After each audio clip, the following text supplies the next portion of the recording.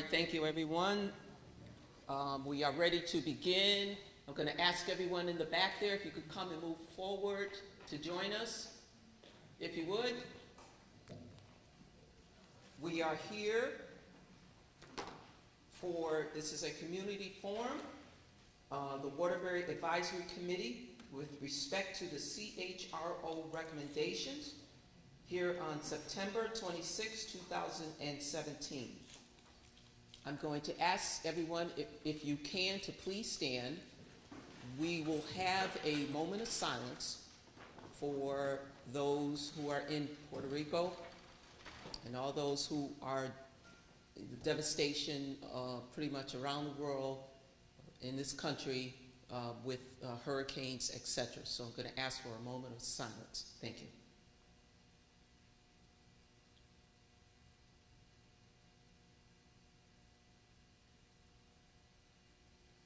Thank you very much.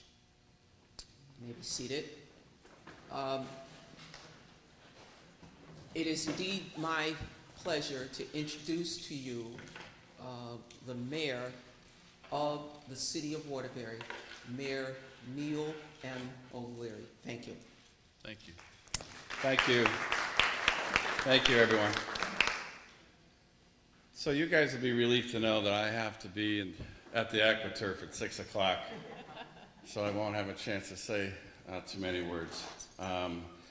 But the words that I do have to say are, I think, to the point. And so let's just remind us where we are, where we were, where we are today. And so I was very honored to work closely with the administrator of the CHRO committee and the attorney representing CHRO through this process. I believe both those individuals brought so much to the table and really taught all of us not only what their jobs are, but also what their concerns were here in the Waterbury community, and it really was fun to work with them. Having said that, as you all know, we entered into a voluntary agreement with the CHRO with a number of recommendations that we worked together on, and I'm really pleased, to be quite honest with you. Pleased because, as you might recall, when we were at the the Waterbury Career Academy during some of the, I think, 2 public meetings, the time that I was addressing the crowd and the committee there, you know, I said, listen, we know we can do better. And we also know that we will do better.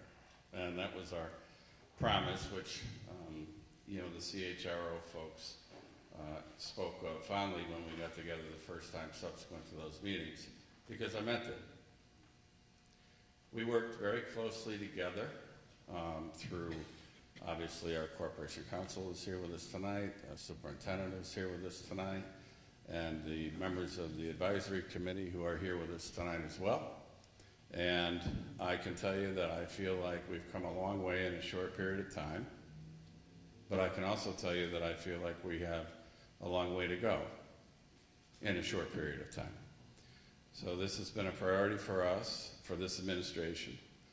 We feel, I've learned a lot along the way about practices that could be improved upon. I felt that we were going in a good direction, but then I have to tell you that once I listened to the folks from CHRO, I really felt like we could be going in a better direction. So I'm happy to be here tonight to tell you that I think we are. Commissioner Harvey, as the chair of the CHRO Advisory Committee, has been in very close communication with me. I'm very proud of the fact that our Chief Talent Officer, I think, is doing a very nice job. I'm hoping that we're working on providing her the support that she needs and deserves.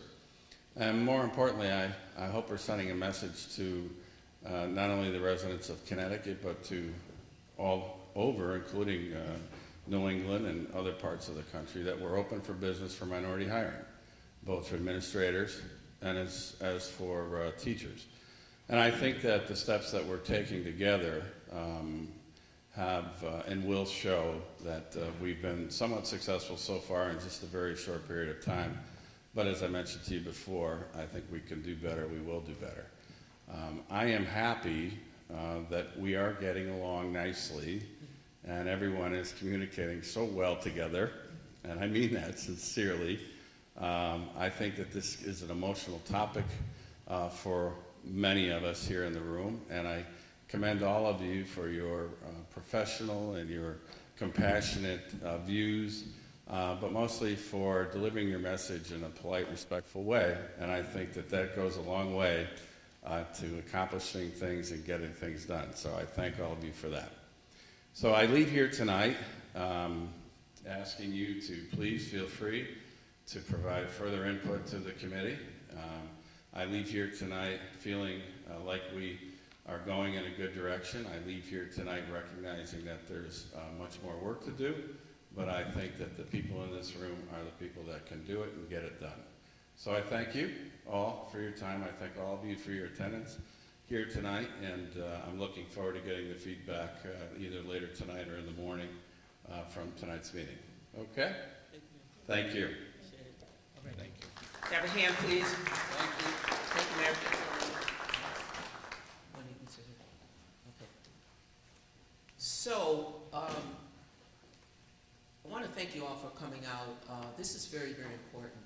And it was very important to the advisory committee that we come forward and have a community forum which specifically addresses the CHRO recommendations. Committee members, if you can come forward and join us as a form of unity. We have one chair in the back here. Yeah. And all right. So while we're doing that, let me just mention some housewarming issues. We ask that you not stand. We are taping this. And I'm doing what, Dave, you told me not to do. We are taping this, so we ask that you not stand in the aisles here for the benefit of the Dave who's taping this event. We also will have, if you have not received an agenda, I think there are agendas in the back. Okay, there are agendas in the back. If you need an agenda, you have a packet there. Also, we will have during the public address system, or public address segment, the mic is very sensitive, as you see. I was told, inform speakers they do not need to stand as close to the mic because the mic is very sensitive. So we ask that you, stand far, as far away as possible, but so that we can hear you. We have a sign-in sheet. Where's the sign-in sheet, folks? At the podium over here. So if you wish to sign in, we have a pen there. Please do so. And I'll go over this before the public speaking, but we're going to give you roughly 3 minutes to speak, and we ask that you, when you speak, you stay on point. We are here, again, to address the CHRO recommendations, so we ask that you speak to that. Okay, so I think that's it. This is Reed School, and it's really an honor to be here. You know, the history of Reed School, this is the first school that's been named after an African American in the city of Waterbury, so we're always pleased to come here and have events at Reed School. Bathrooms are located, if you go out these doors, take a right, head down your first right, ladies' rooms and men's rooms, you will find them. So I think with that, we will get started. Let me begin by introducing the members of the advisory committee. Okay, all right. We will begin with, to my right, Cicero Booker. If you could just raise your hand, Cicero Booker of the NAACP. Wendy Tyson Cook, also from the NAACP. Raise your hand. This is Tyson. All right, Tyson Wood, sorry. Okay, let's see, George DiAugustino, Special Advisor to the Mayor. Linda T. Wibby, thank you, Linda. Corporation Counsel. Gregory A. Hadley, Alderman. Brenda Cotter will be here shortly. Alderwoman, she's here. Brenda. Okay, you got here fast. Thank you, Brenda. I just hung up talking with you. Okay. Scott Morgan, Director of Human Resources and Civil Service. Sherry Lamb, Senior HR Assistant, Civil Service. All right, Kathleen M. Olet, Superintendent of Waterbury Public Schools. Okay, thank you. Just wave your hands, folks, so people see you. Darren Schwartz, Chief Academic Officer, Board of Education. He left? Okay. All right, Johanna Hayes, Talent and Professional Development Supervisor, BOE. Bob Branker, Director of Personnel, BOE. Okay, Liz Brown, President of the Board of Education. Jessica is not here, but Jessica is Supervising Vice Principal of Walsh School, and I am Karen Harvey, Commissioner of the Board of Education and Chair of the Advisory Committee. Yes, did I miss someone? No, I was just saying, this is a lovely building. Would you mind asking those administrators for this building to stand up so I can see that? This is, I'm happy to be here. I'm just wondering whose building this is. Any administrators from Reed School? No? Well, it's a lovely school. Yes, thank you. All right. Okay, so I think we're ready to begin. There's nothing else. All right, and you have in the packet, you have the agenda, and we will follow this agenda closely. The next item is the purpose of the community forum. The purpose of this community forum is to review, update the community on the recommendations as set forth by CHRO for the hiring of Black and Hispanic teachers and administrators.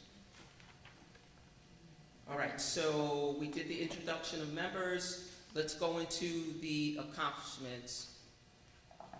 And committee members, if I forget something or say something, please let me know.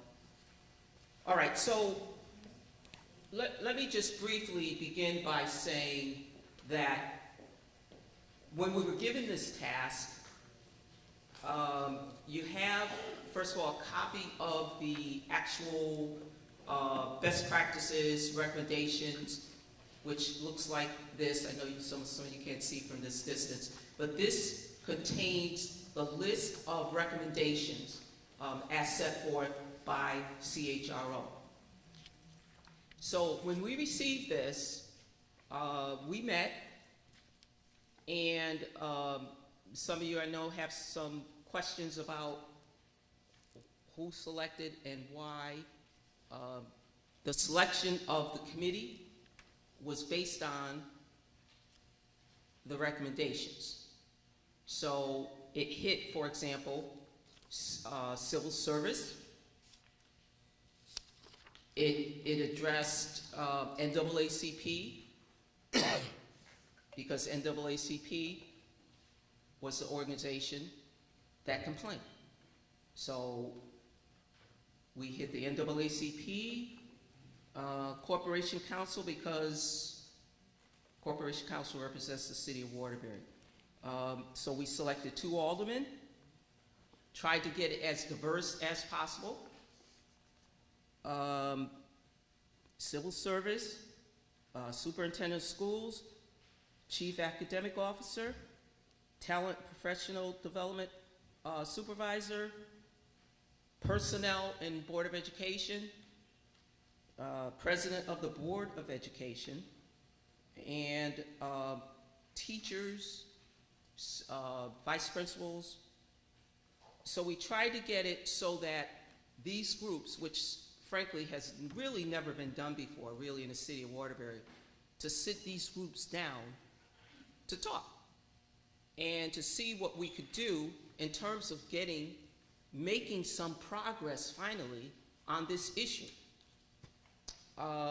We knew that it was going to take, there's some things that we could get done easily, but some things we knew we were going to hit some sensitive nerves. So anyway, that's what we used to formulate this committee, committee of roughly 12 to 13 members. Then when we received the recommendations,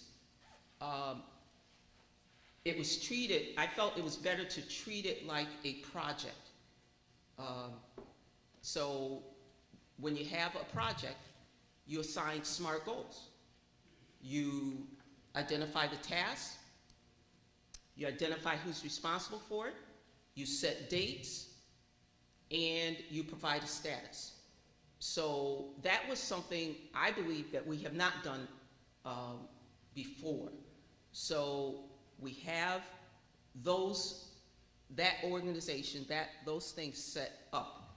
So now, if we look at the task, we can say, we're getting close to this date. How close are we? So when the meetings are held, we look at how close are we, what's the status, how close are we to achieving the goals? Okay, so having said that, and let me just back up and say that what we're going to do is present the accomplishments, go over what the next steps are, and then we're going to open it up to the floor for public address. All right, so let's talk about the accomplishments. And the first accomplishment is the establishment of the advisory committee. When you see R14, that's the recommendation number 14. So that's the reference, okay? And you can see the members list, which is attached. So we achieved that.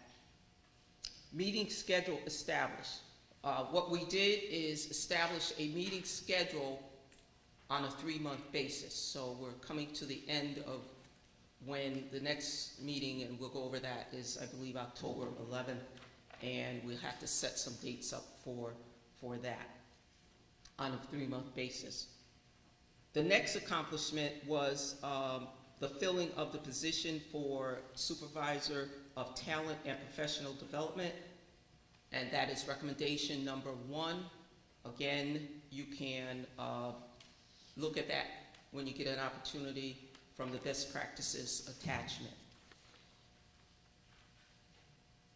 All right, the position of Assistant Talent Recruiter, that was recently approved by the Board of Education on September 28th at a regular meeting, and that is recommendation 2A. All right, culturally, let me shift hands here. Cultural competency training was provided for new hires at orientation, which was held on new hire orientation, which was held on August 20th of this year, 2017. We are currently working on providing that for staff, and we'll talk about that a little bit later. Now, the review of city ordinances relating to civil service as it relates to the SVP and the TVP positions. SVP is the supervisory vice principal position, and TVP is the teaching vice principal. That was completed in June of 2016. And brief narrative, and I'm going to have Scott just come and just talk briefly on that. The practices, we originally thought that this was under the city ordinance. And we, through investigation of Attorney Whitby, Scott Morgan, it was determined that it's a WTA collective bargaining issue rather than it being part of the city ordinance. So that was a revelation. So that kind of directed us to move in a different direction. So I'm going to pass the mic over to Scott so he can talk a little bit more about that. Thank you. Thank you, Commissioner Harvey. Yeah, that's correct. We did, with Corporation Counsel Linda Wibby, we looked at the ordinance language and the language in the WTA agreement, and basically the WTA agreement requires the rule of a selection of one of three. So in order to change that, that would be a matter of collective bargaining. But notwithstanding that, we did make some other changes. We teaching vice principal is going to be promotional. That's pretty straightforward. But the SVP is the entry-level job into a full-time administrative position. So we opened it up as open competitive as our discussions with the advisory committee. And we originally had 63 applicants at the promotional. We added another 33, and we increased the minority application pool. We're in the process of setting dates to do those exams, but we went from 63 to 96. So we had a much better minority response in the open competitive group than we did in the original, percentage-wise. So I think that was a success. The other thing, too, is we got a lot of feedback from people. The original test was all written, and when I say written, I mean written. It was narrative in nature.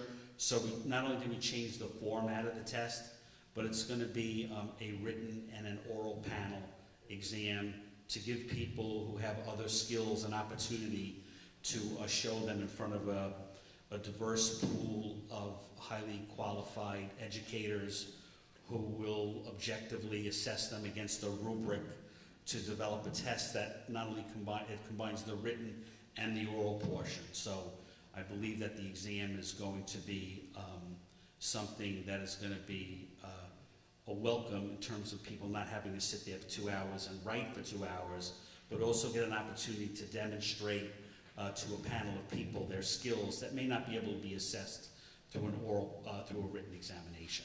So we did make a number of changes as far as the SVP is concerned.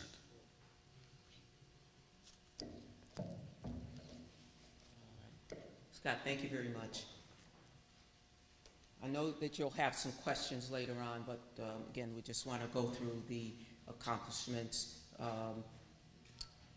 Okay, establishment of future teachers clubs, also known as, AKA, Young Educators Society, better known as YES.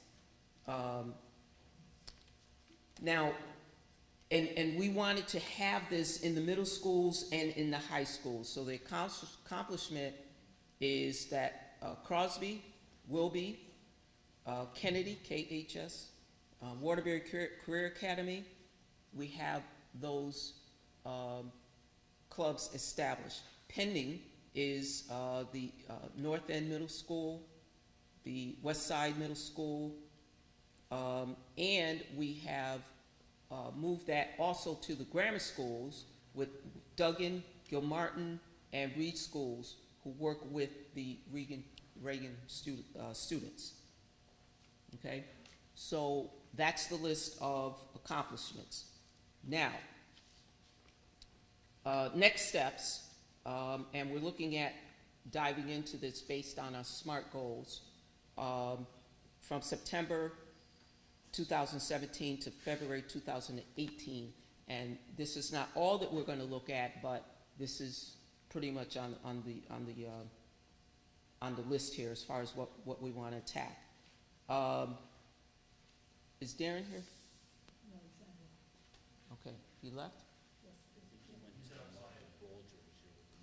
Oh, okay, because he's supposed to talk about this next issue. Okay, okay. All right, transparency in promotional. This is a recommendation. Recommendation number 5: transparency in promotional opportunities in the educational system. We are currently looking at revising the hiring practices as it relates to teachers. We have, or not practices actually, guidelines, I'll use guidelines, that we have for teachers. We have separate guidelines for our administrators, okay? But, so we're looking at the teachers, and we did talk about that at the Board of Education Personnel Committee meeting. And can someone get Darren, please? Okay. Because I would like for him to just give you a quick update on what is going on there. We had to look at such things as where. Okay, just, thank you. Huh? Okay, we're all set. All right. We have to look at some things such as our talent and professional development supervisor, where that position fits in the hiring practice. All right, so I'll give the mic to Johanna Hayes, and she can elaborate on that.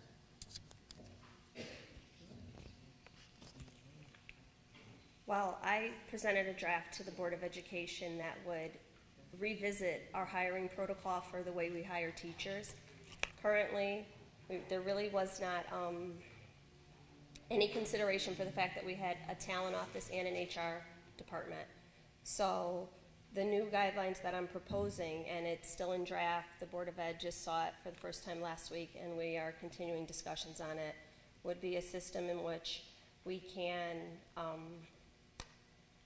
proactively recruit teachers for positions that are open, not just the ones currently, but long-term, to try to establish some systems that will retain the people that we have here, to grow teachers as part of this whole grow your own model, to fill some of the positions that are coming up, positions that we anticipate.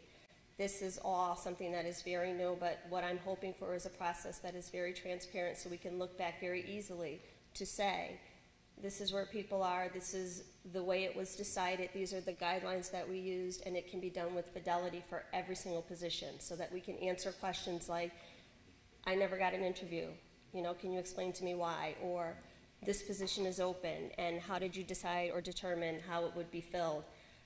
So this new process hopefully will address those things. I can't really, again, it was just presented to the board. It has not been adopted or approved. I did this in collaboration with the Human Resources Department, with Darren Schwartz, the Chief Academic Officer. Superintendent was involved, but it is a process by which, a much more collaborative process, so that the onus upon the hiring, the decision is not made by, it's more of a collective decision where we can make sure that we are taking into consideration many other things. And then I think the best part of this process, and the part that I'm most proud of, is that it really gives me the opportunity to go that extra step. So if someone is this close to certification, or if someone can be cross-endorsed, it really gives me the creativity to look at individuals and try to figure out a way to keep them here and best utilize their skill sets. Very good. Thank you, Johanna. All right, next is the information, data, that we need data, the data, as it relates to new hires for 2017, and the breakdown demographically of teachers and staff, etc. It's very difficult to set targets if we don't have data. So we're looking at receiving that pretty shortly. According to the SMART goals, we should get that hopefully by the end of September, which is right around the corner. So we're looking at that. When we address the Connecticut CHRO, I know that question will be asked. Have you set goals? And we want to be able to say, yes, we have set reasonable goals. All right, establish, yeah, it's okay. Establish protocols for creating a welcoming climate, okay, for minority educators in our schools. We will consult with CHRO, CIRC, which is our state education resource center. Thank you. On that, and what we're looking at is when we hire, not only when we hire, but also our current minority educators, to making that atmosphere a welcoming atmosphere. And that plays into retention as well. So we will be looking at that, actually to see how quickly we can do that. Okay, so I think that's it, unless, does anyone else have anything to say? Did I miss anything? Yeah. Okay, let Cicero Booker speak. I just want to add, for the community's knowledge, that Johanna's efforts have been set in priority. It's not just a window dressing aspect, and the NAACP will see to that it's, her words are priority. If she goes out and recruits some people and bring them in, they have to have a priority status as well, and not just thrown into the mix to be rejected when it comes to selection. So we want to make that clear to you, clear to this board, that Johanna is not a mannequin. And I said it there at that meeting with the committee, and I'm saying it to you in the community, that you know that we're seriously looking at this from the NAACP perspective. Thank you. Thank you, Cicero. All right, anyone else? Yes. Hi, Wendy Tyson Wood, NAACP Education Chair. And I just want to stress the importance of this. This is about our students and academic achievement. So when we're looking at the goal, we have to understand who we are affecting. We're affecting our students of color, our brown and our black kids who are sitting in the classroom, who are trying to learn. This is what the bottom line is. Their efforts that we're doing right here collectively today will impact whether or not they learn, will impact whether or not we increase our graduation rates and decrease our dropout rates. So that's the purpose of this. So we cannot do this by ourselves. We look for you for your input. We don't take anything personal. So say it the way you need it to be said. And we will hopefully be able to respond in that action. And that's the purpose of the NAACP. Thank you. Thank you. All right, so I think we're at the point now, again, if you wish to address us, there is a sign-in sheet on the podium if you wish to do so. And while we're waiting for that, thank you, Cicero. While we're waiting for that, please keep in mind that you do not need to speak very closely to the mic. You could just kind of stand and speak. It's very sensitive, so do so.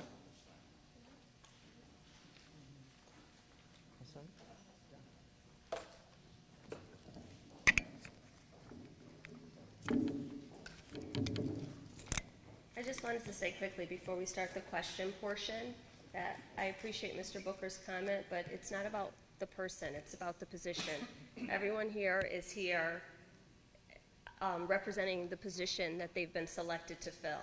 So it's not about Johanna Hayes or Wendy Tyson Wood, it's the stakeholders in this community who are invested in academic achievement and making our district better. So I just want to put that out there before the podium opens up for questions. Thank you. Got it. All right. Darren, did you have anything to say?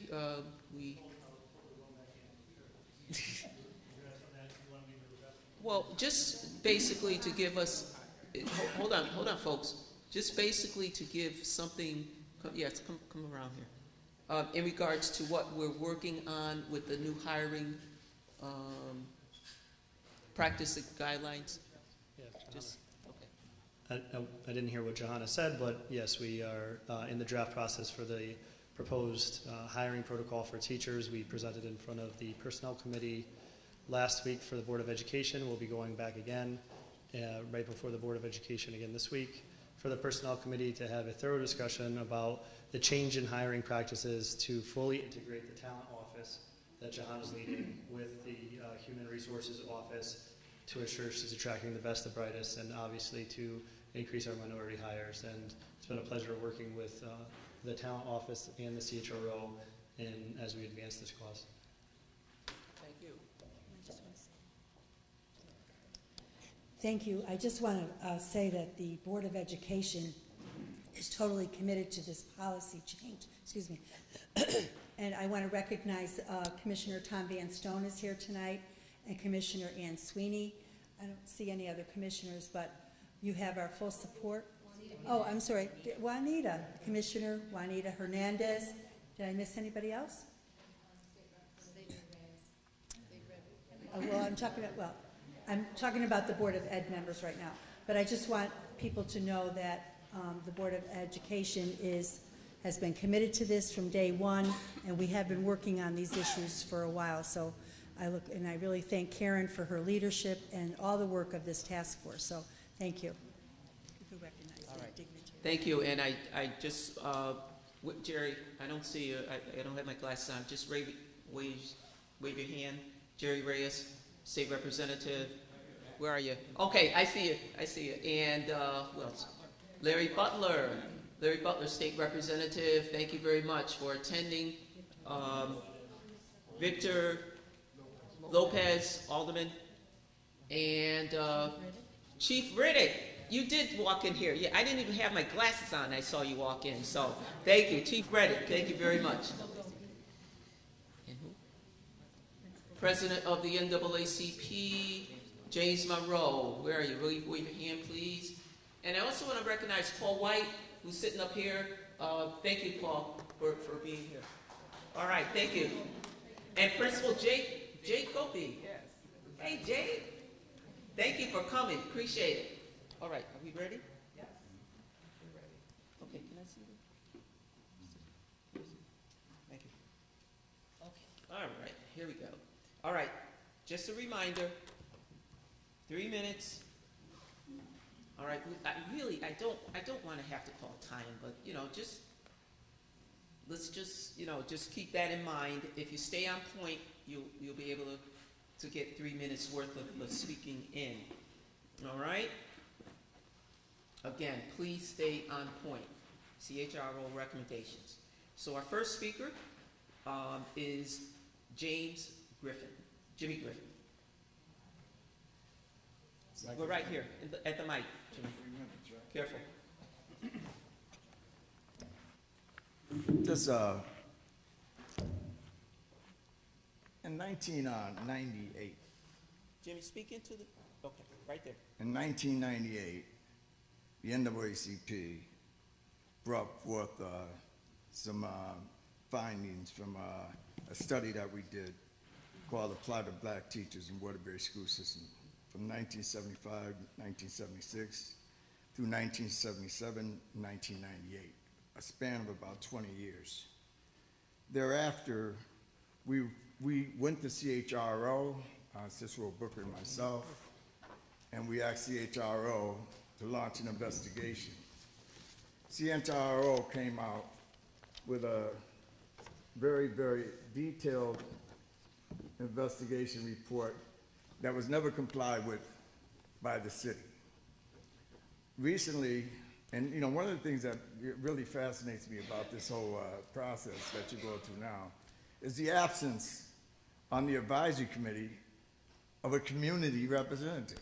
I don't see any parents' representation on that advisory committee, which is one mistake.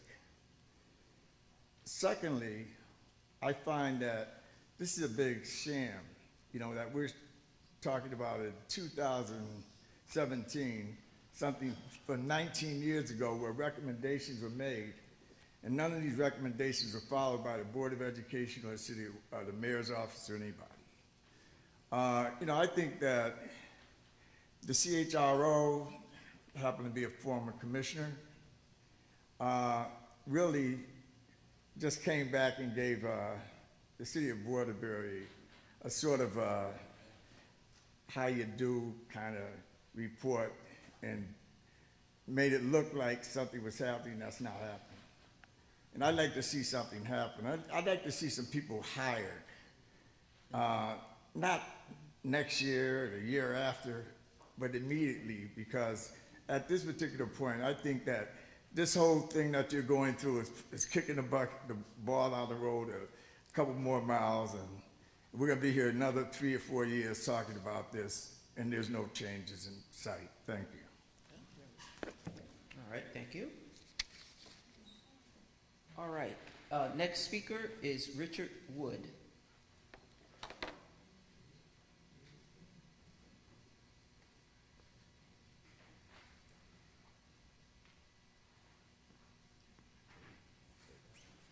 Well, I think we are moving forward, and the fact that Joanna is running a recruiting office is a step in the right direction, because essentially we have our sales force to recruit minorities. You actually have to realize you're in a selling mode. Forget teaching. You have to sell the person on coming here and participating in a first-class system.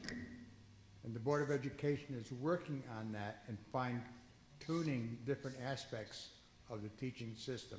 Our hiring process is changing to meet the needs of today's students. We have to recruit. We have to be aware of the fact that the graduates have different ideas and different focuses on how they plan on teaching. And the city has to respond to that, and it is responding. The fact that Joanna is here and she's doing a great job and will continue to do so, but it also will require the community to be involved. Mm-hmm. There's quite a shortage of people here tonight, but we have a lot of workers.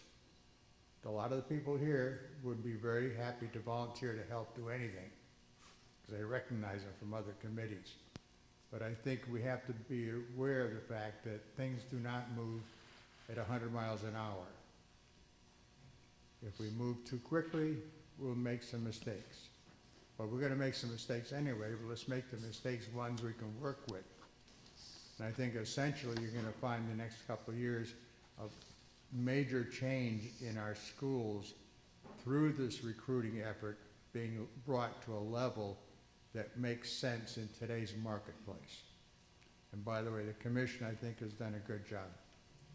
Give yourselves a hand, and bear in mind, tomorrow you got to go back to work. Thank you. Roberta Crispino. On deck, Athena Wagner. Yes, my name is Roberta Crispino.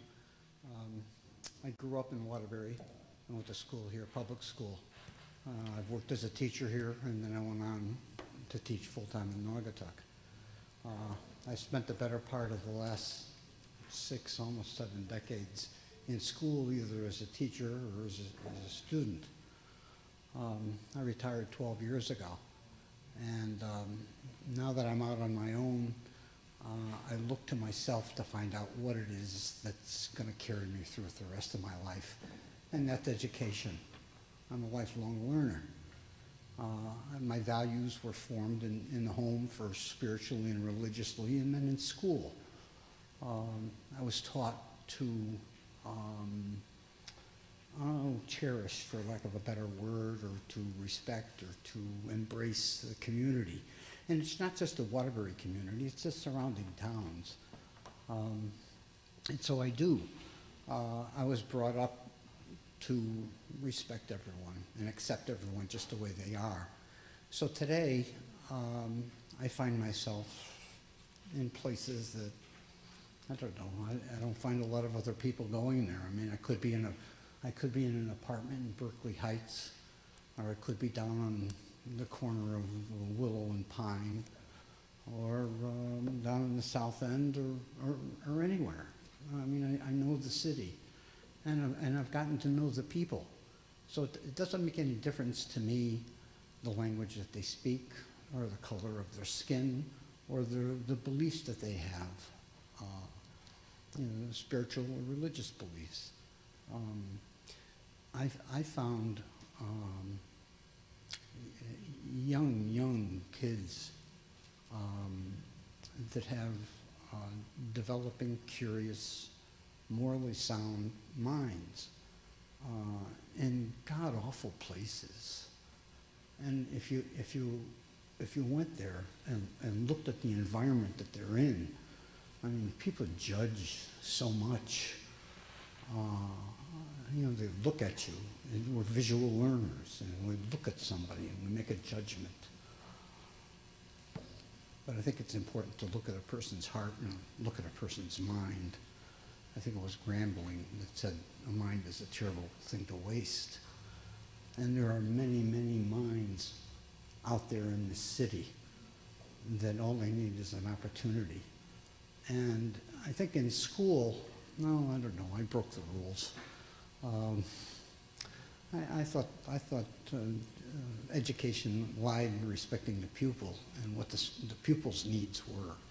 And so I let kids, okay, you tell me what you want to learn about, and I'll tell you how to learn, or I'll show you how to learn, or I'll have you discover within yourself how to learn.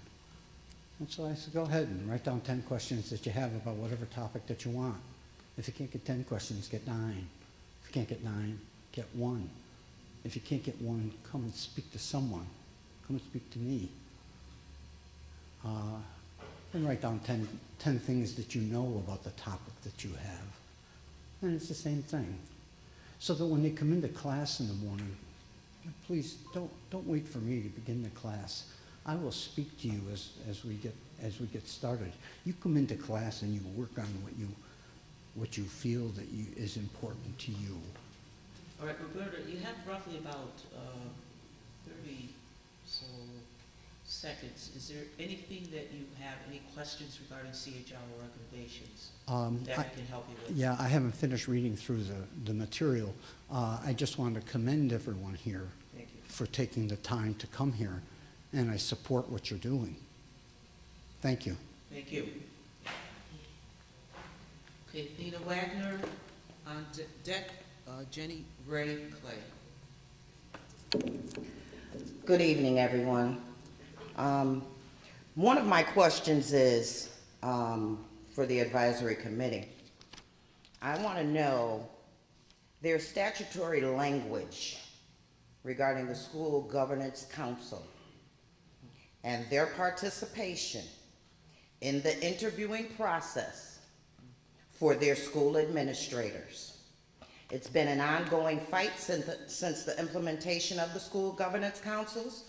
They've been downplayed, they've been disregarded, and I would like to see them, according to the statutory language that is currently in place, their participation, active participation and involvement in the selection of the interviewing process of their school administrators.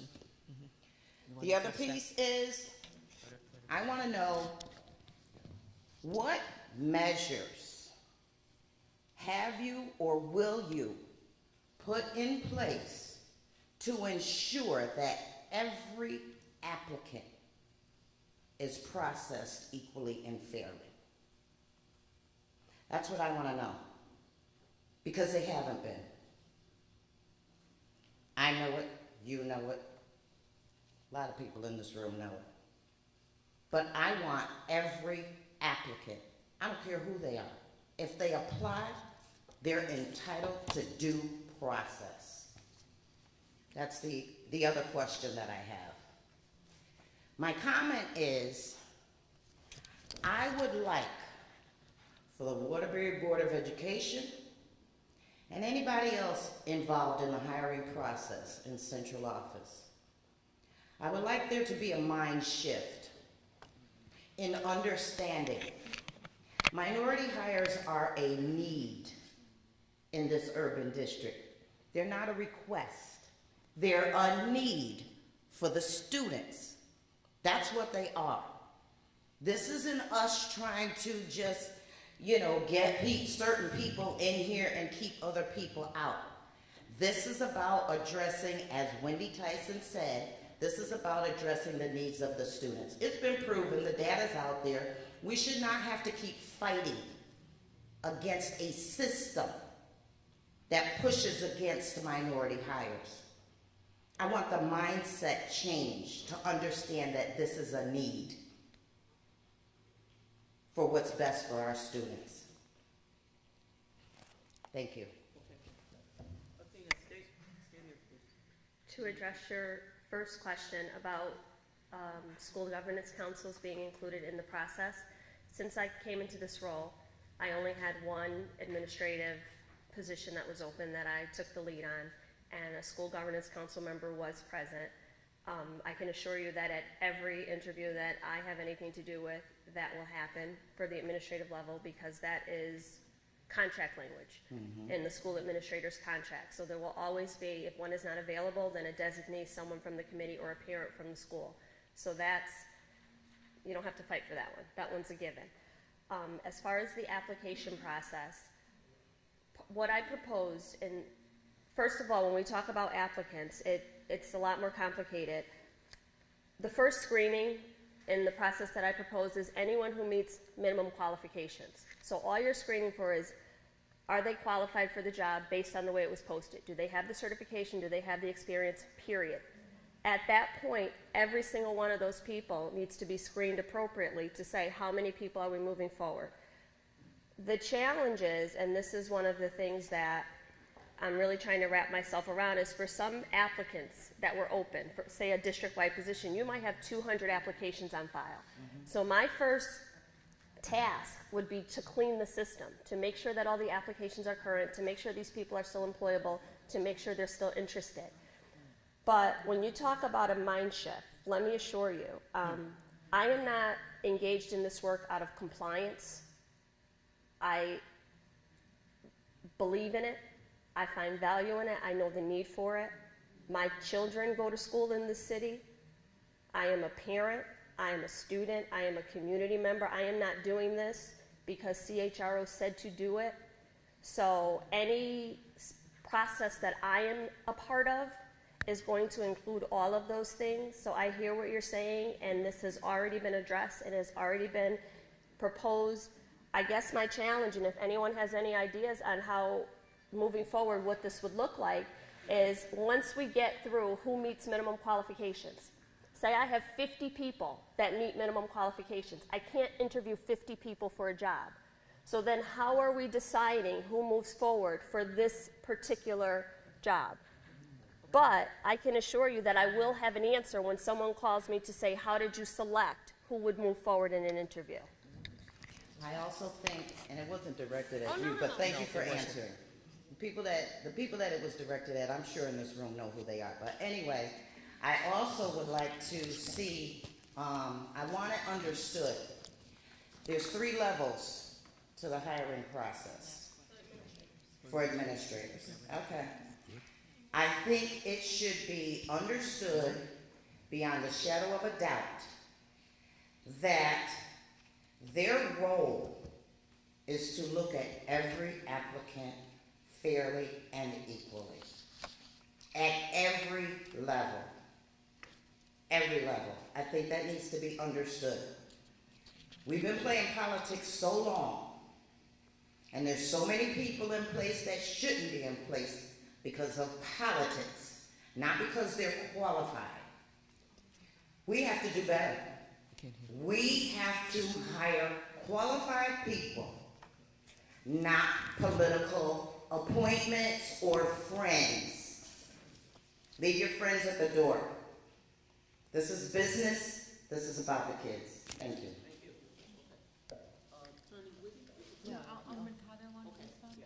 Good afternoon, Alderwoman Brenda Lee Scotto.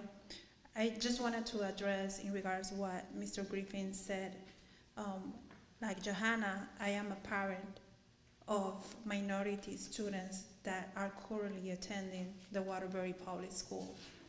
So being here in this committee is an opportunity for me to advocate not only for my children, but for all the children and the parents that are currently struggling with the issues of not having enough staff and teachers that relates to their cultures and their languages. All right, we're going to continue on. All right, Jenny Ray, Clay.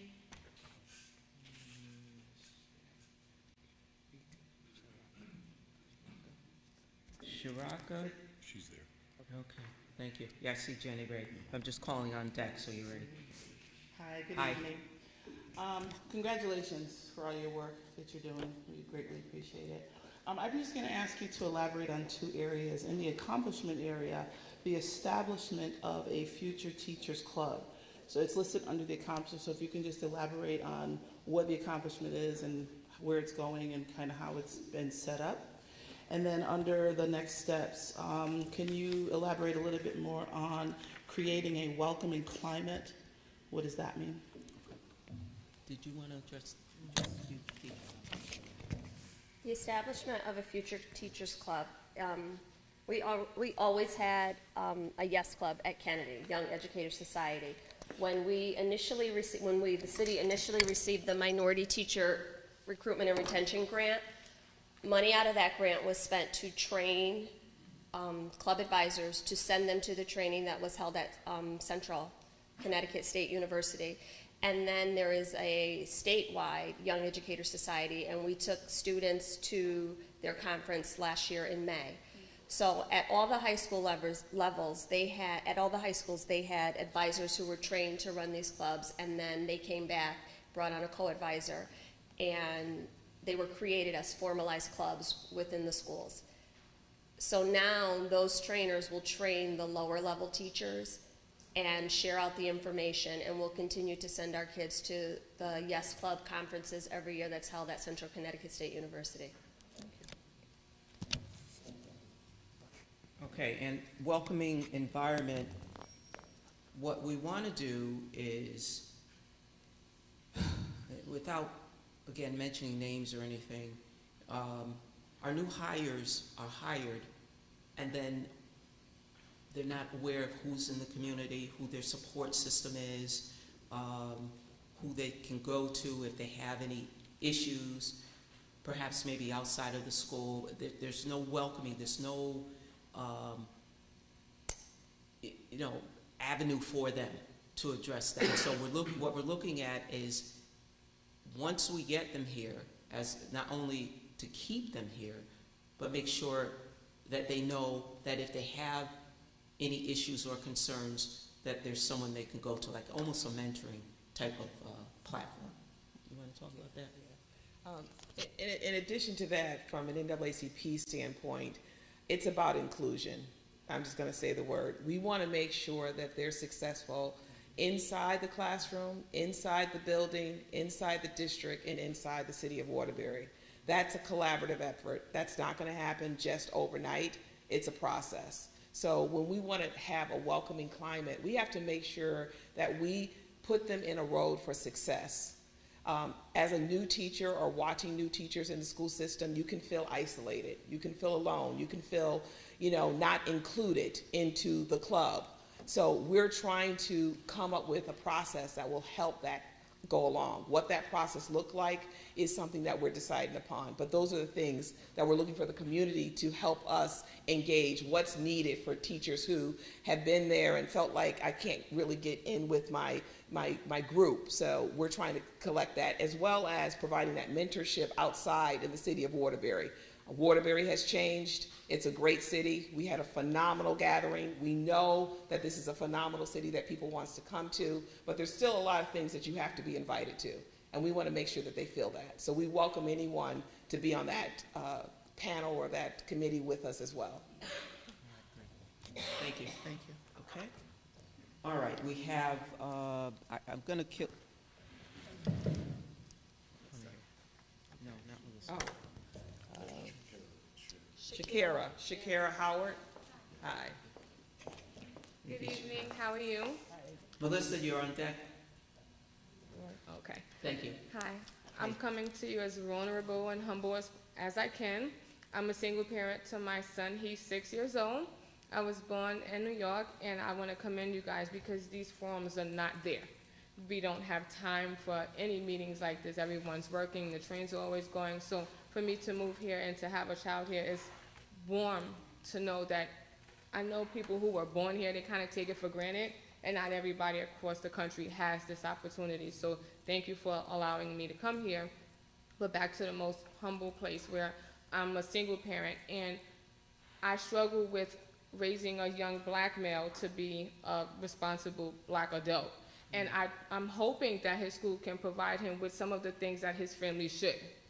And that's me putting the responsibility on his teachers, and they shouldn't have to bear that burden. But that's the reality of it. I'm telling him, hey, Tate, make sure you wipe the toilet when you sprinkle. But when he goes to school, he has his teacher, Mr. Bryan, that, hey, Tate, make sure you wipe the toilet. He doesn't have to do those things. But it's not just his culture, but that's just a part of him growing up as a boy and into a young man. And I just thank you guys for just acknowledging that that's a problem. Not all parents have a strong black male role model to teach them how to read. It's hard enough to take time to teach them how to read as a parent, much less a black male. It's great to see the Mr. Bookers and Mr. Reyes, you know, the Miss Hayes, you know, for him to know that, hey, my mom is not the only single black mom that's going to work and really can't read to me for a whole hour. There are other professional people out here that can help me in school. And I just think it's encouraging for me because I never knew of all of these forms prior to working at my current job. So to know that it's available and that parents do have a voice, regardless if I'm a professional in the community or I'm a provider or I'm just a parent, it's good to know that I can go home and say, hey, Tate, there are people in this world that do care about what you're going through at home, and they care about the people that's in your life. And for me, my biggest priority and biggest responsibility as his mother is to help him foster healthy relationships. And I can't do that alone. It's gonna take everybody on this panel, and I'm hoping that you can see my desperation because he has about 17 more years to go. So I'm hoping that you can help and not solve the problem because we can't do that. That's just impossible. But just as long as I'm feeling that you genuinely care and we're making progress, it can take 20 years just as long as we're making the necessary steps. I'm excited to work with you. Whatever you guys need, he's at Gilmartin, and just feel free to reach out. Thank you. Thank you, thank you. All right, Melissa O'Donnell. On deck, Oren Stevens, it looks like.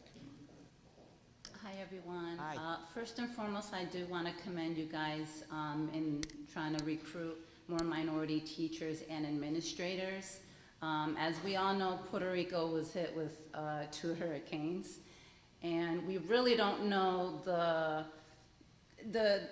how much the damage really is, and obviously maybe some of the school students and teachers will probably be displaced. So my question would be, would you consider in trying to recruit, you know, Puerto Rican teachers or administrators to our city? And I don't mean just for ESL, because they're very capable of teaching English and math and science. So is that something you think you would consider, and possibly maybe connecting with someone from Puerto Rico or from other places to see if the situation were to be that there is no school left or there is no job that they can return to?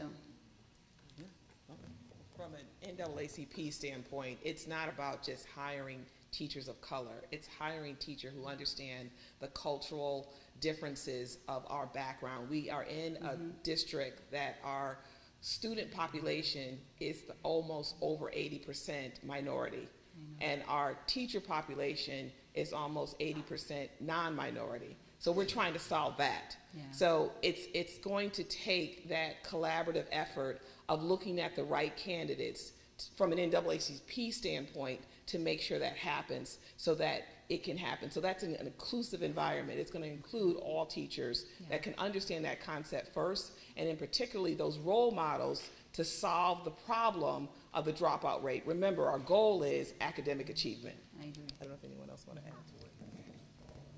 Well, to answer your question, I have actually been in conversation and have a conversation scheduled for Friday, because one of the biggest challenges to doing what you're saying is reciprocity. How do we get those people certified once they come here?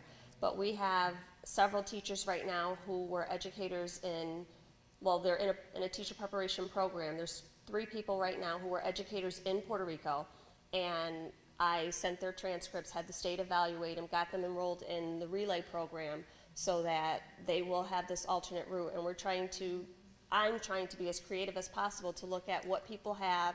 You know, can they possibly go into a shortage area if they have the credits that fit it, until we can get them enrolled to get, you know, that reciprocity. It's something that the state is working on, really trying to make it a little bit more welcoming for someone to come from another state to teach in the state of Connecticut. So absolutely, that is something that I will be pursuing in the future.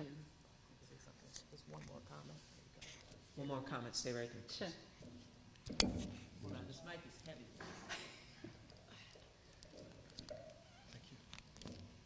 Hi, thank you. This may be a little bit off your question, but we've scheduled a meeting for Thursday, multifunctional group, to start planning in case there are a lot of people from Puerto Rico that migrate here, similar to what I was told by a Republican-American newsman, Mr. Puffer, happened when the Kosovo War was going on and a large number of Albanians relocated to Waterbury. So we're looking to what space we have available, what teachers we have available, and we'll start planning just in case. So we'd be ready if there's a large migration to Waterbury. Because of the large community here, we have some thought that may draw people from the unfortunately devastated island. Okay. Thank you. Thank you, I appreciate you guys. Thank you. All right, thank you very much. Next, Orrin There he is. Stevens. All right, and on deck is James Monroe. Hello, Go ahead, everyone. sir. Hi. My name is Orrin Stevens, and I didn't really know about this event until earlier today. I saw it in an email that popped up, and I said, I have to take this opportunity to come and see what's actually happening. I have a story to tell, but at the same time, I just wanted to hear what was actually happening. I read through it, and I heard all the changes that are set to happen, but I really don't see much change. I see rhetoric, but not much change. My story is, for the last 2.5 years, almost 3 years, I've been fighting to become a teacher in the city. I have a background in business. I graduated with business. Let me just start with that. I'm from the city of Waterbury. I received education from the city of Waterbury, public schools, went off into college, got my degree, and came back to the city. Worked in corporate America for quite some time and gained some experience that I felt that our students really needed. So my goal was to educate our students in financial literacy, and so I saw these opportunities, and as a black man and as a black man from Waterbury, I saw that this was a need. I needed to be here. It was like a calling. But the fight and the struggle for the last 3 years, it's almost embarrassing. It's not like I'm not qualified in terms of education. I have the education. It's not like I'm not qualified as the experience, because I have the experience. It's not that I'm not qualified because I don't connect with the community, because I'm from the community. It's not like I'm not qualified because I don't know the people. They know me. I don't know the students know me. So the last 2.5 years, I've been put in some tough situations, tough educational situations. Wilby High School, you guys know, it's a tough school to teach in, but that's where I started, in a behavioral position. I excelled there. But then I still saw the need to educate the students with business. So I took that opportunity in the behavioral situation to still teach. With the promise that after I did these steps in education, that I would possibly get a teacher role. Well, that didn't happen because I was told I wasn't certified. So my role that I thought I would have didn't happen because of certification. So I ended up being transferred to another school with another long-term substitute position, another tough school. I'm pretty sure everybody here knows about it, State Street. All right, State Street program. It's a tough environment. However, it was still an opportunity, and I took it and I ran with it. And I felt that I excelled there. And everyone loved me. Teachers loved me, principals loved me, students loved me. The opportunity there was, because I'm from this community, when I drive around and the kids see me and I see them, they know that I care when I stop and I say hi. They know that I care when I say, you, get off the block and go home. And they go. Because they see me.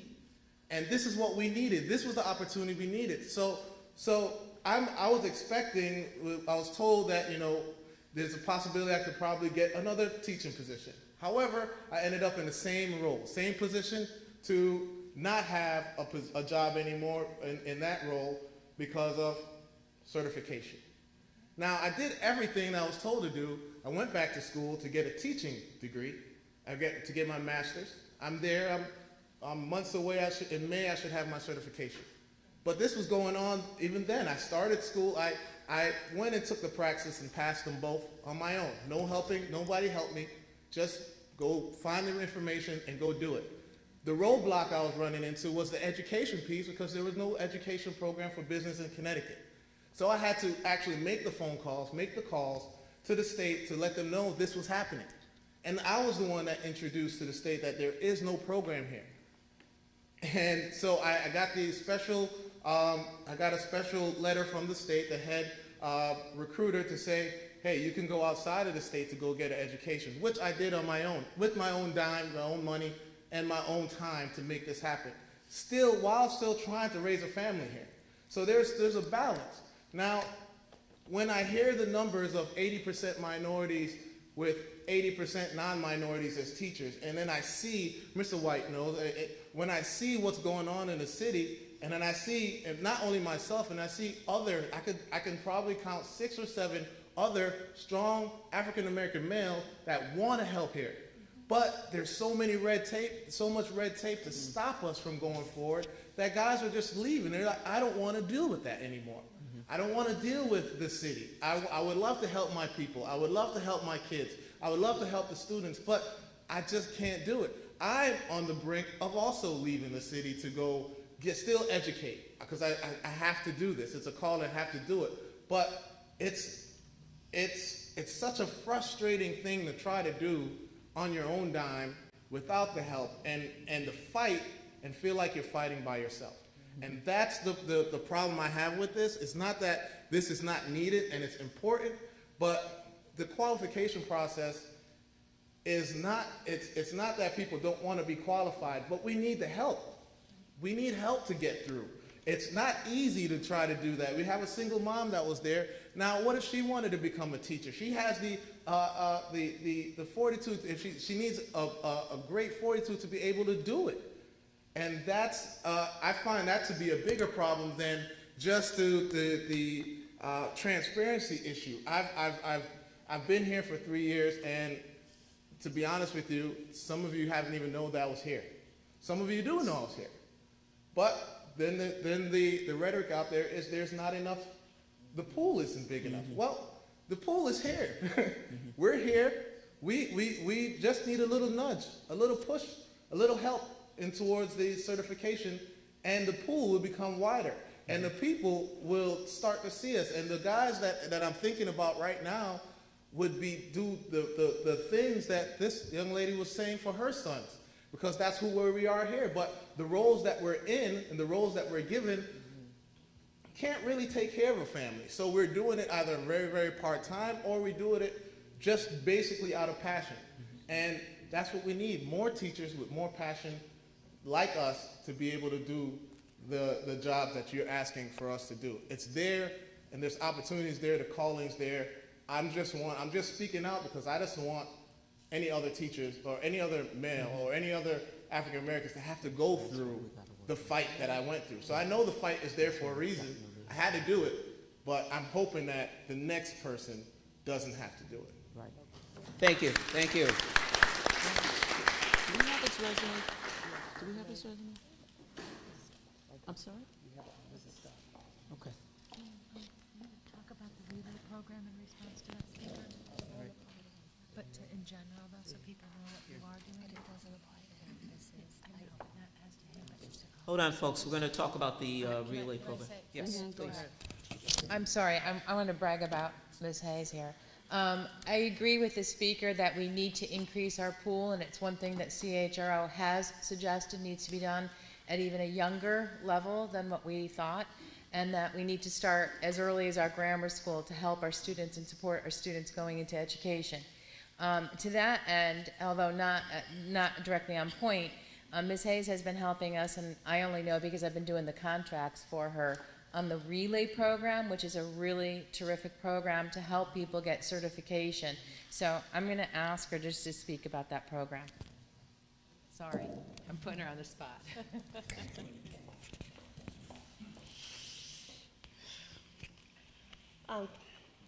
Relay is, and I'm kind of reflecting because I know Mr. Stevens very well. We've worked very closely, and Relay is an alternate route program that was really geared towards trying to get people who are already working in the school system into the pipeline to get certified as teachers. The city is currently partnering with the program. It is in specific areas, and it's for employees who currently work here. So right now we have 2 long-term subs, a bilingual tutor, and several paraprofessionals who are interested, who are in the program, still working in the district and attending school on Fridays, with the promise of when they complete the program, they'll be hired by the city. Okay, that's it? Okay. Thank you. Yeah, before I get to James, Orrin, you're the reason why this committee is here. Okay, so I just want you to know that as chair of this committee, that's why we're here. Okay, so whatever assistance I can be, don't hesitate. In fact, I want to talk to you after online, offline after following the meeting, if possible. Okay. Thank you. James Monroe, please. Who's that? Monique. On deck, please. Good evening. Good evening, everyone. I don't have much to say, but you took on a heck of a task. And I'd like to thank you on behalf of the NAACP for the fine job that you're doing. Stay committed. And I know personally, I know what he was going through, and that's why the letter was written, for people like him. Once again, I think everybody should give him a hand for the fine job that you're doing. Thank you. Thank you, Mr. Monroe. Monique? On deck, Rodney Parker. Hello, my name is Unique Busini, and like Orrin, Unique, okay, thank you. I'm here because I have a story to tell. So I went back and forth when I seen the article in the news yesterday, in the newspaper. Should I come? Should I not come? And if I came, would I even stand up to speak? So right now I'm shaking in my boots. Don't shake. We got you. But I need to get this out. Okay. I was born, raised in this city. I am a motherless, fatherless child. My father was on drugs and my mother was murdered here in the city. And I was raised by family. I attended Waterbury Public Schools from kindergarten up until I graduated from Crosby High School in 1995. During that time, I became pregnant at the age of 16, and I left to have my baby, and I was home for about 6 weeks, and I didn't really care to go back. You know, I was like, hey, you know, it is what it is. This is my life right now. And then one day I get a knock on the door, and it is the nurse from Crosby High School. Not the social worker, not a teacher, not the principal, but the nurse. And she came and she said, you gotta go back. If you don't go back now, the likelihood that you'll ever finish is very slim. And I did. I went back. I graduated on time with my class.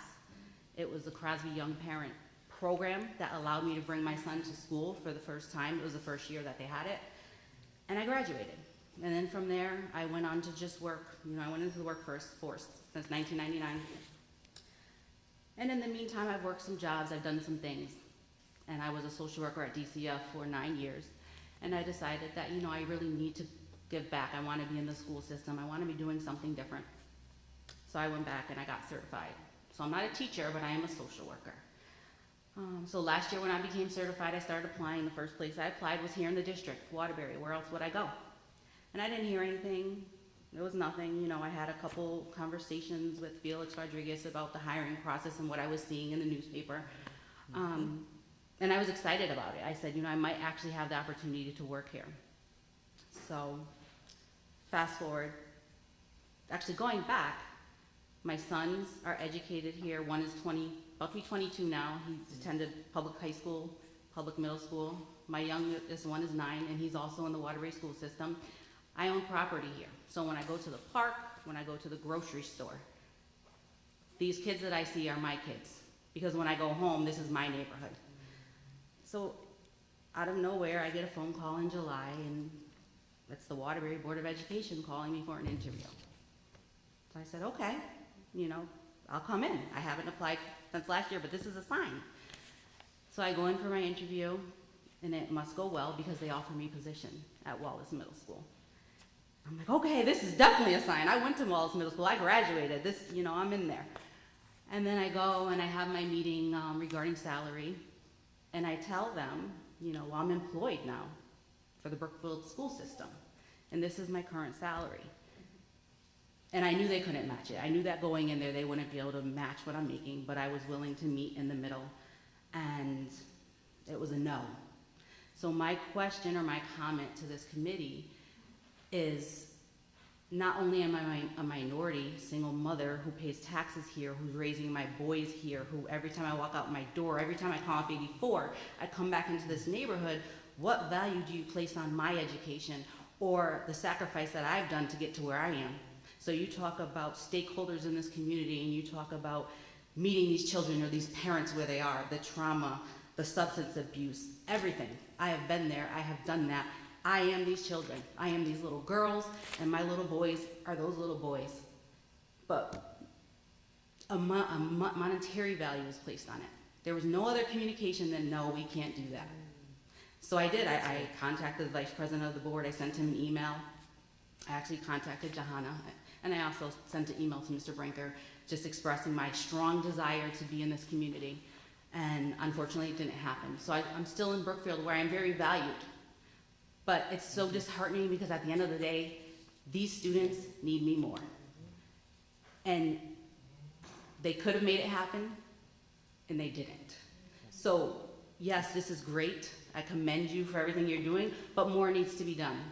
Because I am frustrated. For the first time in my 38 years, I am so disappointed in this city. It's disheartening to me. It's disheartening when I look at these kids.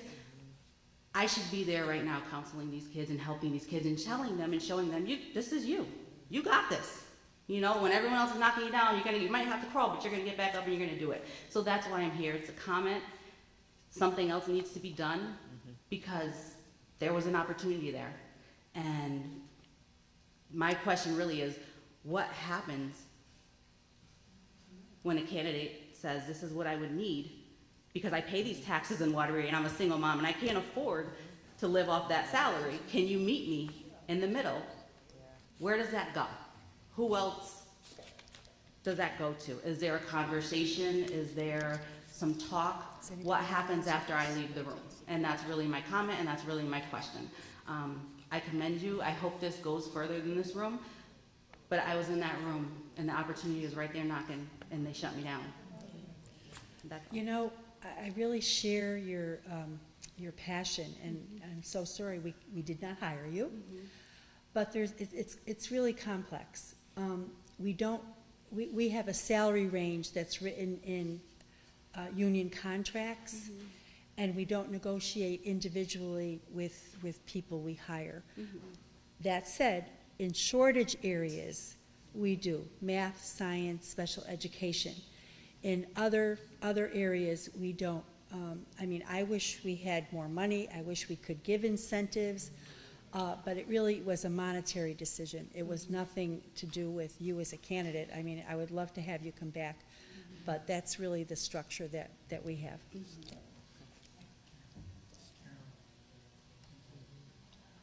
Yes.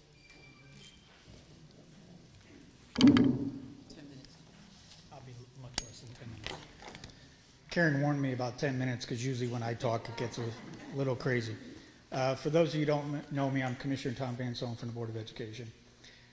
The relay program that we just signed off on the board, I actually gave a very passionate speech that night because as an adult learner, and if you haven't noticed, by the way, I'm white, we need adult learners to come forward to be these role models, to be our teachers. And this relay program is tremendous. They're coming to us with an educational background, and as was mentioned earlier, maybe not a certificate. I actually took a lot of criticism for being a proponent of that plan. Took a lot of criticism, actually. And this is one of the many strides that we're trying to take. We're trying to fix things that have been broken for a very long time. Very long time. And I'm not here to take credit for the Board of Education. I'm here to support this event. We want folks like you. We truly do. And as President Brown said, our hands are tied sometimes with what we can offer. And from Mr. Brinker's position, he comes to us a lot of times passionately trying to get us to approve more money for a certain individual. It's not always something we could do. That's reality. But to say we're not really, really trying, this committee especially, and the Board of Education, would not be a true statement. We are trying. Many of us are trying very, very hard to bring adult learners. I am one of them. I didn't leave high school with a college degree. As an adult learner, I achieved many of them. We're a different breed. So with that, I'm with you. We're experienced, we're knowledgeable, and we have a lot to offer. So we will continue to try to do what we can for all the adult learners and make them teachers. And that's almost a misnomer. Many of us are already teachers.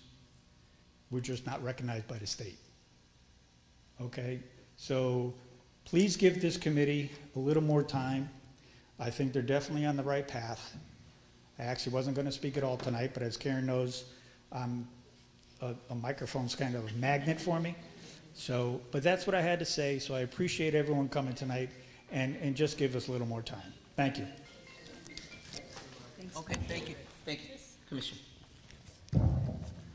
I just, Unique, before you walk away, like, I think I take this a little bit more personally because I've been personally in contact with you. I've been in contact with Orrin. I get calls every day from people just like you, and I'm so glad you came up tonight to speak about this because we have to look systemically at the way we do business and restructure our organization so that when we put the sign on the door that says we are open to business, we are ready to receive the people that come. I get calls every day. You, like you said, you reached out to me, and I know it was after a lot of reflection, and you said, I don't know what else to do. I just need to vent. And you and me are the same person. You know what I mean? And I know what happens when we put Waterbury people in front of Waterbury kids. I know what happens. So I'm so glad that you came up here to the microphone tonight so that when this advisory panel goes back, we can say, what are our goals? What is it that we are looking for? Because the message can't be that we are looking for Waterbury people and minority educators and persons of color and people with a different level of investment in this community. And then when those people come to us, we have no answer for them. So I just wanted to say that. I hear you. I am so sorry that this happened to you. I was on this ride with you from interview to offer, and I get it. And that's something that we as a committee have to talk about. What does this look like moving forward? Because it can't be just that cut and dry. You know, come to us, and then when you get here, the answer is no. Thank you. And I will look at that, I promise you. Mr. Parker, sorry for the delay. That's fine. What she's talking about, I'm the former vice president of Board of Ed. What she's talking about has been happening for years and years and years. And we don't, in contract negotiations, if we're saying this is contractual, then we should be looking to change that. That's right. It's been happening since, and I've been off the board probably about 10, maybe 12 years. So you can't tell me that we didn't know about this.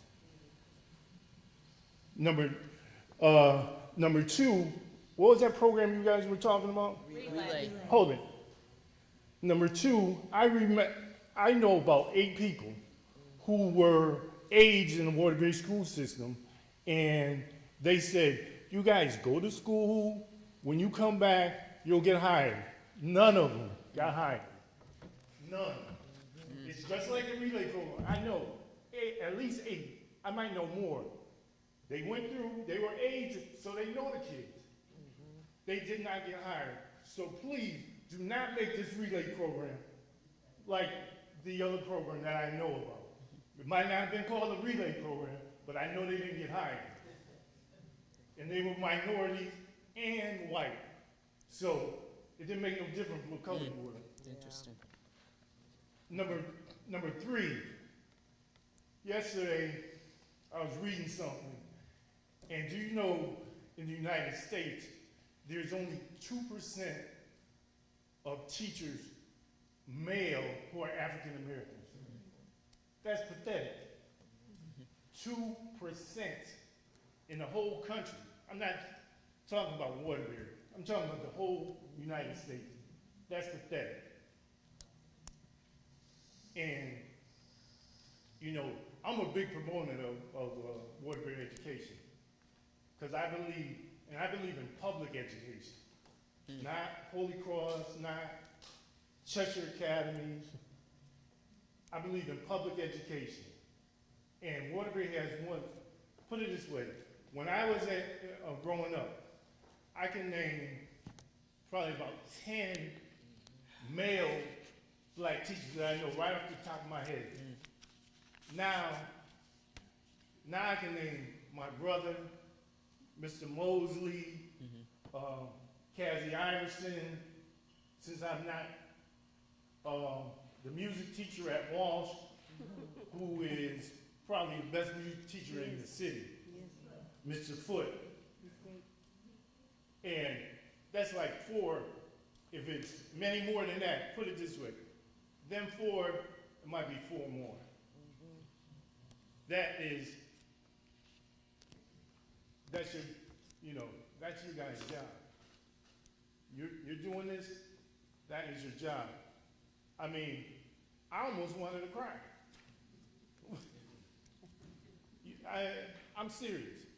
I'm 63 years old, and I felt like crying because I'm Waterbury. I'm always talking about Waterbury. Wherever I go, I should tell people, you know what? When you meet somebody from Waterbury, you met somebody. I did that in college when I was in the service, and everybody that knew me, they always said, there's Waterbury right there. Because I believed in Waterbury. So, your charge is, let's get this together. I mean, that program, please don't let it happen to these people coming up. I mean, that's one of the reasons I came here to talk. I was like, oh, I was glad to hear about this program. But then I thought back about my tenure on the board and, people, and they never got hired. We said, you're an aide in the system, we're gonna hire you. You go do what you're supposed to do, you're gonna get hired. They didn't get hired. So, you guys, I appreciate the job you're doing. You need some more guys that look like me. So let's get to work. And the other thing before I leave the mic, the other thing we have to do, and we need to talk to our representatives and stuff, we need to talk to them about, you know, people can, I'm an HBCU graduate, which is a black college graduate. I went to Norfolk State University. When I was there, it was Norfolk State College. But now, when I used to go talk to potential teachers from down there when I was on the board, the biggest hang up was with the state. And this is, I don't know why we don't get together with other big cities and say, you know what, this can't happen. Because the teachers I was talking about, the male teachers, they came here in the 60s. And all the ones I know, they came from HBCUs. So if they could do it in the 60s, I mean, we need to go, I'm talking about superintendents, they need to get together and say, you know what, we are excluding one of the biggest pools. So, you know, you guys on CHRO, I know the vice commissioner, me and her are good friends, so hopefully you guys look into that. Thank you. Thank you. Mr. Parker, just want you to know that recommendation number 9 talks about partnering with the HBCUs and establishing. But listen, we've been talking about I'm not talking about partnering.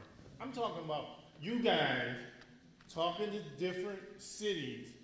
Because listen, it's just like I used to tell people when they had a problem on the board. I said, you know what? You know what they look at? They look at numbers. So if Waterbury, Hartford, Stanford, Bridgeport, Meriden, if all of us are complaining, we're going to get a change. Right. But, you know, I understand what you're saying, but I'm saying we got to look outside the box. Right. And that's what we're going to do. And as I said, number 6, okay. That's what this board is here for. The advisory committee is here to address the CHRO complaints as related to what we received. That's what our purpose is. And that is one of the recommendations. I hear what you're saying. We will do that. We will take that under advisement. But I'm saying, don't say we're going to try to partner. We've been saying that too long. But this is the wording that we have here. All right. So I get you. I get you, Rodney. I'm there. Okay. I'm just saying, don't say we're partnering. Let's change that. Get that out of there. Let's get that out of there. I'll go when I report. Okay, when I report to the state, I'll tell them we're going to remove partnering and put what's the wording? No, I'm not giving you the word. I'll be doing your job. No, it's not my job. It's not my job. I mean, that's you guys' job. All right. Thank you. Thank you, Mr. Parker. Thank you. All right, folks. We are 7:08, and first of all, I want to thank you for coming out to this forum. The purpose of this forum was to update you on what we have done.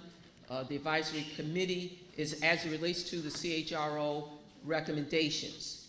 So I hope we have done that. We will go before the state and give them an update. So I want to thank you for that. I want to thank the advisory committee for being here. And well, we're kind of okay. Would you sign first, Mr. Pelletier? All right. While we're waiting for the last speaker, the NAACP just wants to say how humbling it is to have this board assembled together, to have the superintendent here means a lot to us. Her presence means a lot to us. Her commitment means a lot to us. To have the Board of Ed here means a lot to us. I want you to know that this means a lot because this is volunteer. Most of the people here are doing this in addition to their jobs. So please understand that it's because of you we are here. And we appreciate the ones that are sitting at this table. We appreciate the mayor taking the time to make sure this happened, and we make sure, and finally, just make sure that we are accountable for what we're trying to do. We're not going to take it personal if you're yelling and screaming at us, because we know that you're passionate about the end results. And again, I take, great pride to sit on this board with these individuals here today, because they don't really have to do this, and I appreciate that. Great. All right, thank you. All right, Mr. Pelletier, 3 minutes. Okay. And then we're out of here. Okay, that's fine, yes. I mean, I listened to everybody else and it seemed like they went past 3 minutes, but I'll make sure it's 3 minutes. Okay, 3 minutes. I just would like to thank this committee on the work that they did. Okay. I think it was very collaborative effort between the committee, the community, and everybody here.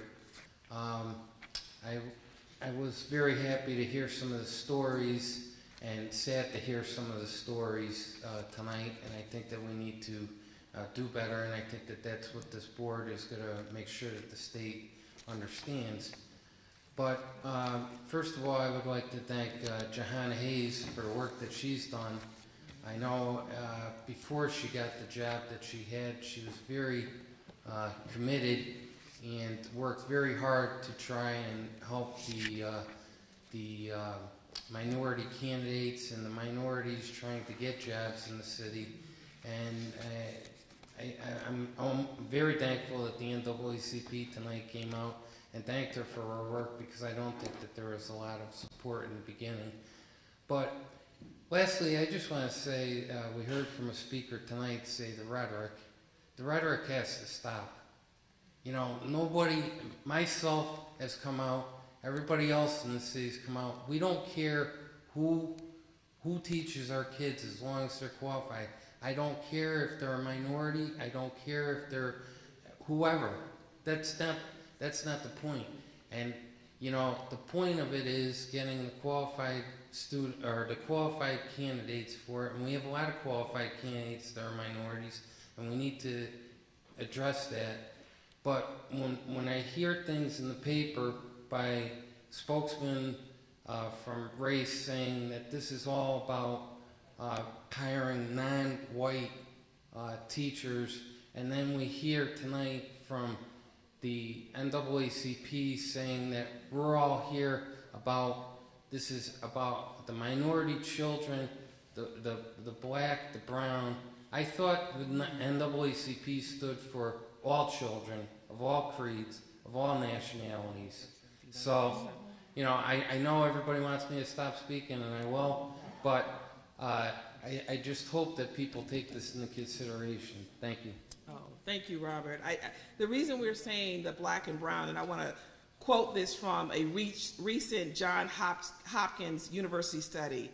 In low-income black students, the probability of dropping out of school is reduced by 29% if he or she has one black teacher in the 3rd and 4th grade. The student is also 18% more likely to express interest in college.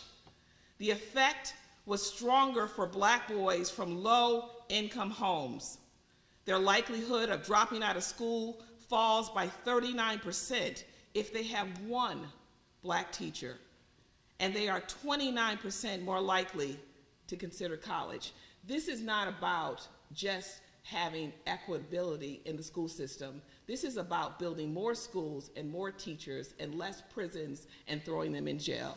So I understand what you're speaking of. You should have read that study out when you made that comment. That's all I have to say. Yes, thank you so much. Okay, all right, thank you very much. Ladies and gentlemen, thank you very much, and have a good evening. We will do this again. Thank you.